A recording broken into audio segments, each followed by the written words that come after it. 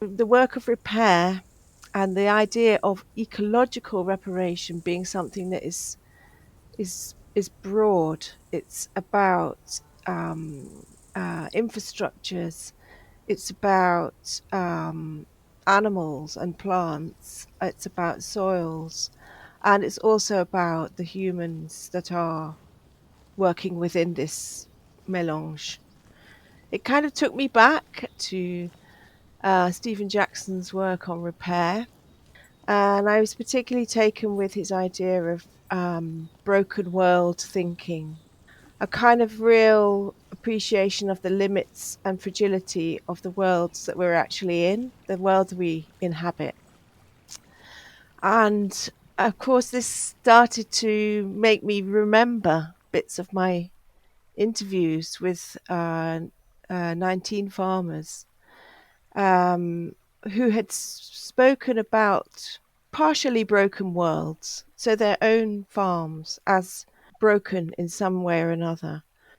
Some of them talked about the fact that their world was too pressured, that it was, as one farmer put it, push, push, push. It was about maximizing inputs and outputs. And actually, he and not only his land, but himself felt crushed by this constant pushing. Other farmers talked about different aspects, for example, the difficulty of entry into farming because the economies of scale are so large in the current agro-industrial model.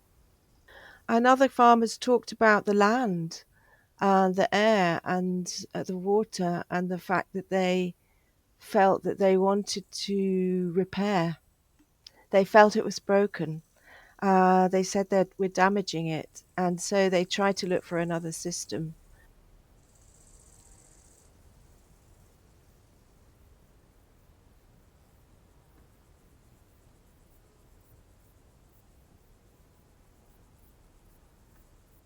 So I want to continue on some of what you said and some of what you describe in your work and you theorize in your work. And I was really compelled by how time and more specifically rhythm, pace, and cycles kind of transpire from your case study. So I wanted to know if you have something to tell us about what this temporality plays in these places you research, and maybe how it relates to ecological reparation or not. But like the question of temporality and rhythm and cycles. Okay.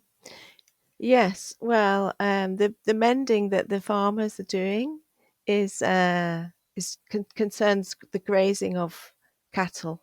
These farmers are livestock farmers, and they're trying to rear cattle for beef. Ultimately, they will sell them for beef. So what they're doing is quite interesting from a temporal point of view.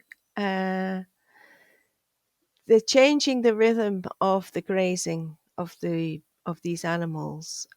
So on a conventional farm, a piece of land would be divided into fields, and there would be cattle put into a field, and they may stay there for maybe 6 weeks, maybe 2 months, maybe longer if it's a very big field.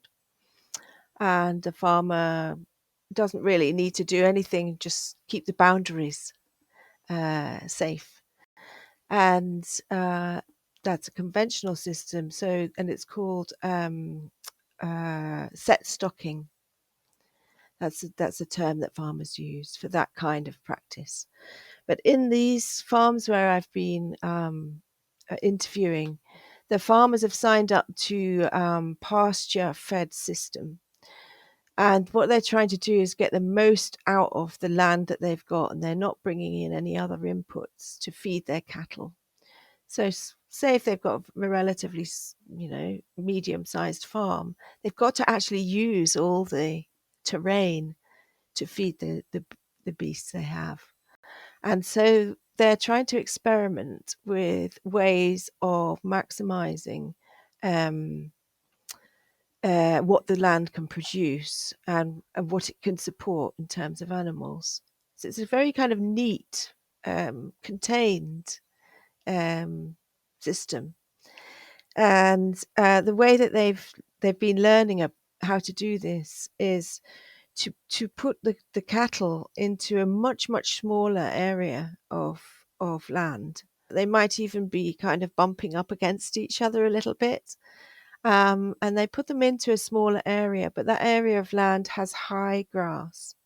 So it's above your knee height, maybe up to hip, height of a person.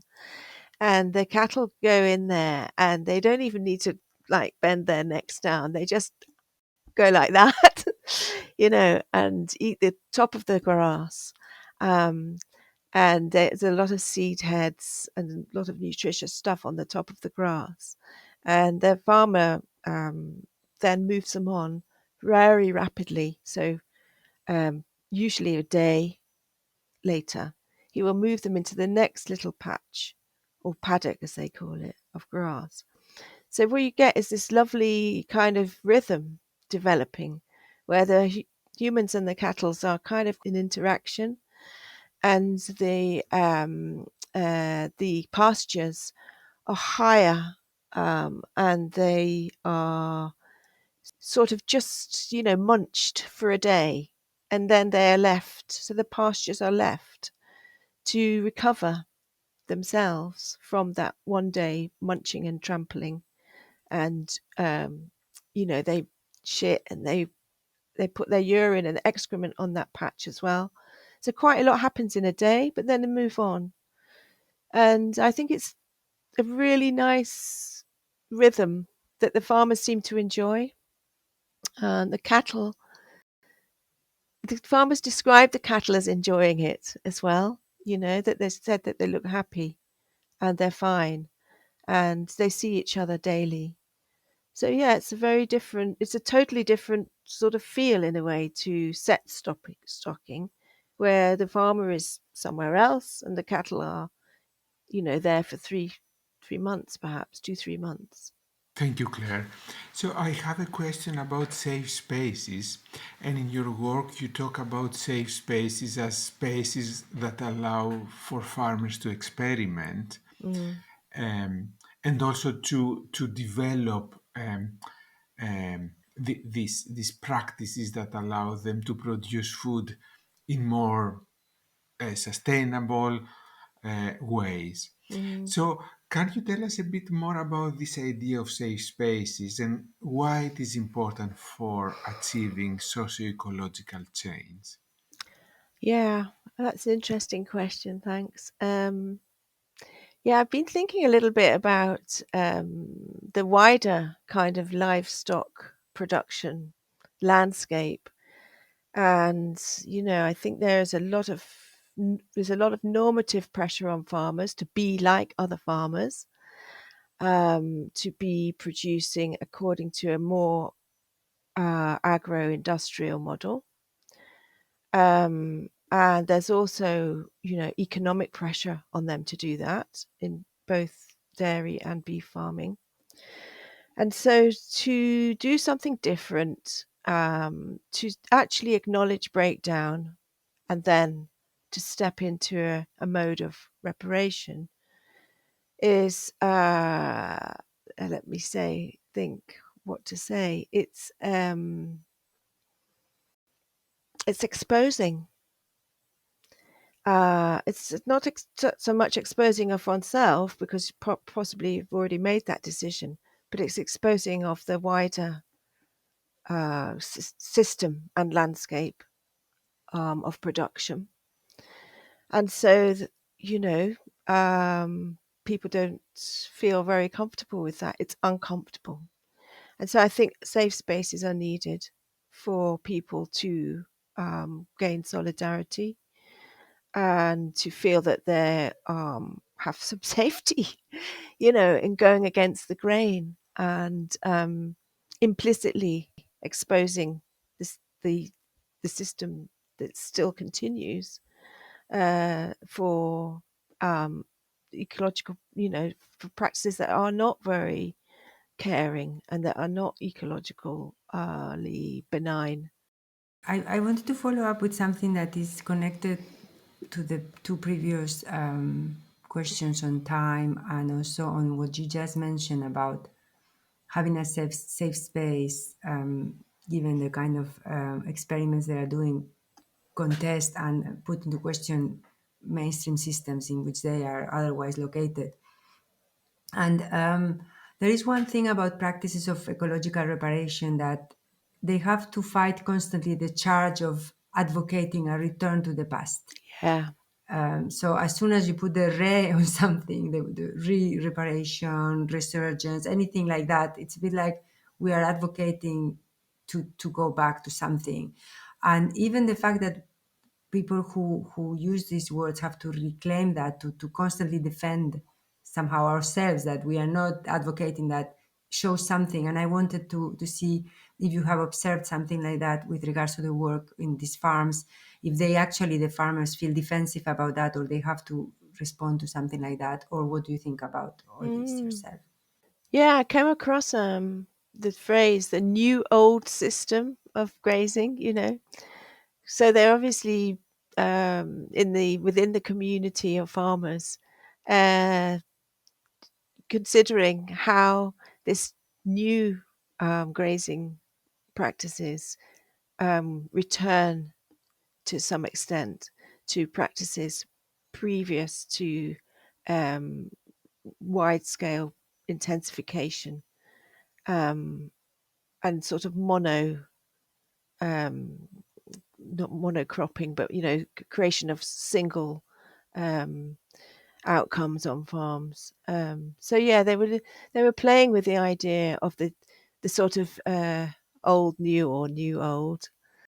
Um, and a few of my interviewees said it's like, you know, my granddad used to do, or somebody, you know, would approve of this because it's what they always used to do. So they were aware of that, but I don't feel that the farmers not particularly self-conscious about that, you know.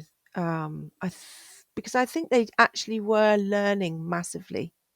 They'd never done it before. Um, it's not completely alien to them to create areas, you know, and to hold animals within small areas. But they'd never done it on such a kind of, like you said, rhythmic and close contact sort of way with their animals before. And I just think that they were excited, actually. They felt they were doing something new. And they also were learning massively about sort of like the more cosmic system, you know, the sun, the leaves, the soil, and the whole cycle in which the animal and actually themselves, you know, started to become feeling like they were more part of things together. So I think that sense of excitement and kind of like, ooh, I don't really know what I'm doing, but I've got people to ask and to help me. That stopped them thinking, right, I'm just going back, you know, because they didn't feel like they were. They were sort of really pushing themselves actually to try to be open to learning and to be open to the world they're in. They felt, I think some of them felt like they had new eyes, saw the farm differently. Farmers are part of larger system, part of history and culture. Compensation for damage done is something that we need to think about in terms not of these individual farmers, but of much more systemic actors. People say that we've reached kind of peak livestock, as in peak oil, and there's definitely some work to do, which you know, I think is complementary to what the sort of more micro work that I've been doing, that sort of challenges and you know, discusses and makes transparent damage done through the sort of corporatization of agriculture.